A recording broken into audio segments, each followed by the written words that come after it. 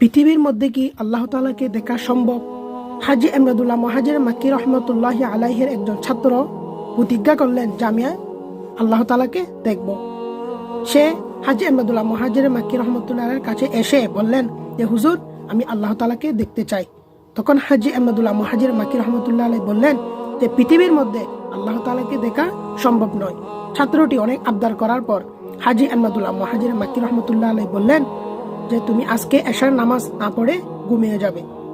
ছাত্রটি প্রতিজ্ঞা করলো যে আজকে আমি আল্লাহকে দেখব। যখন এশারের সময় হলো তখন ছাত্রটি এশার নামাজ না পড়ে যখন ঘুমিয়ে যাবে তখন বললেন যে আমি এশার নামাজ না পড়ে কেমনে ঘুমাই। তখন ছাত্রটি এশার নামাজ পড়লেন এবং সুন্নত পড়লেন না, ঘুমিয়ে গেলেন। হুজুর সাল্লাল্লাহু আলাইহি ওয়াসাল্লাম তার স্বপ্নের মধ্যে আসলেন, আসিয়া বললেন যে হেই, যে তুমি তো আল্লাহ তাআলার ফরজ নামাজ আদায় করেছ, আমার সুন্নত কি দোষ করেছে, কেন তুমি সুন্নত আদায় করো নাই? তখন ছেলেটি চিৎকার দিয়ে ঘুম থেকে উঠে হাজী এমদাদুল্লাহ মুহাজির মাক্কি রহমতুল্লাহের কাছে গেলেন, গিয়ে সব ঘটনা খুলে বললেন।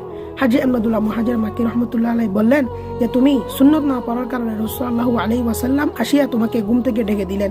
যদি তুমি আজকে এশার নামাজ না পড়তে তাহলে আল্লাহ তাআলা তোমাকে এশার নামাজের জন্য স্বপ্নের মধ্যে আসিয়া ডেকে দিতেন। সুবহানাল্লাহ।